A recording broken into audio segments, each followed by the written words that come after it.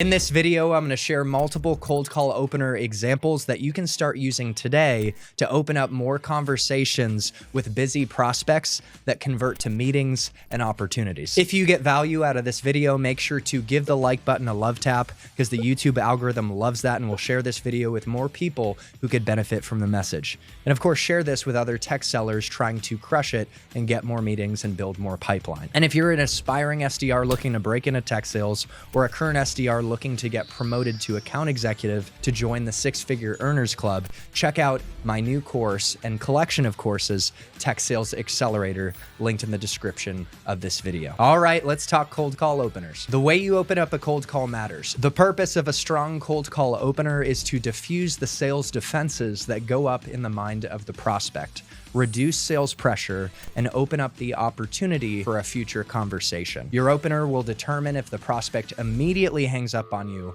or is willing to hear what you have to say. And remember, how you say it matters. In fact, it matters more than the words that you say. The underlying tone with which you deliver the words of your cold call opener subcommunicate whether you're trustworthy or not, and is what determines if a prospect is confident in your ability to deliver value. When it comes to tone, you want to avoid coming across as high-pitched and overeager. Hi, Tim. This is Chris calling from Oracle. I'm curious, do you have a moment? That high-pitched, overeager tone right there is going to put up red flags in the mind of the prospect, and they're going to say, I'm not interested, or even hang up on you. So what characterizes a strong tone that instills trust in the mind of the prospect? A tone that is calm, confident, and comfortable. Hi, Tim. This is Chris calling from Oracle.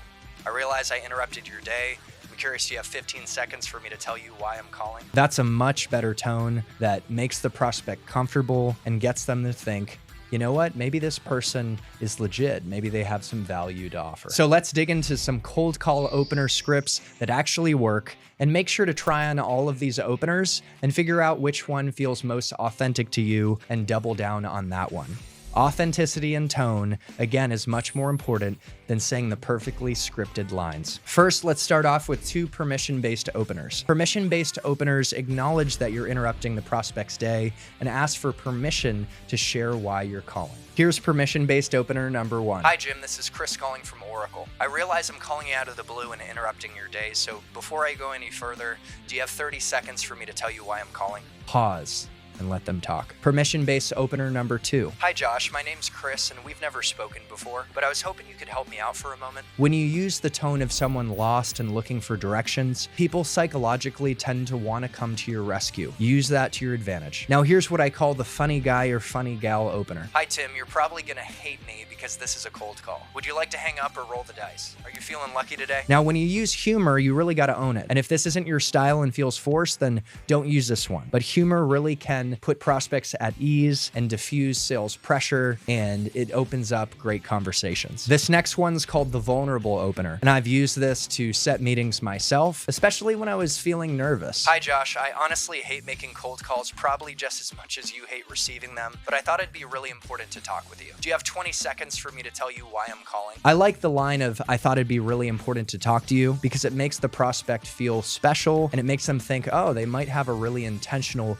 good reason for reaching out, and I want to hear them out. The next one is the how are you opener. Hi, Josh. This is Chris calling from Oracle. How are you? Trent Dressel, Kyle Van Voris, and many others that I respect in the tech sales industry use this opener because of its simplicity and because it provides an opportunity to temperature check the prospect and respond appropriately. The point of this opener is just to see where the prospect is at, and then you can adapt from there. The next opener type is called the warm call, and here are a couple examples. Hi, Frank. This is Chris calling from Oracle. I sent you an email the other day. Did you receive it by any chance? When you send emails in advance of your cold calls, you make it much warmer. It's like marketing. It warms up the prospect, and they've probably seen your email, so you feel a little bit more familiar. Now, if they didn't receive your email because they're super busy, that's totally fine, and you can use this as an opportunity to share why you're calling and how you help similar prospects achieve relevant goals and solve relevant challenges. Now, let's look at a couple opener examples that fall into the realm of very warm calls, where you create a very familiar context that makes the prospect prospect feel at ease with you and more open to having a conversation. I would say the very warm call openers are the most powerful types of cold call openers that accelerate trust and increase your chances of setting the meeting. Hi, Josh. I saw you went to Georgetown University. Hoya Saxa. Do you have a minute for me to tell you why I'm calling? Hoya Saxa is an expression that only Georgetown University students and graduates know, so it creates a very warm context. And let's look at one final example of an opener that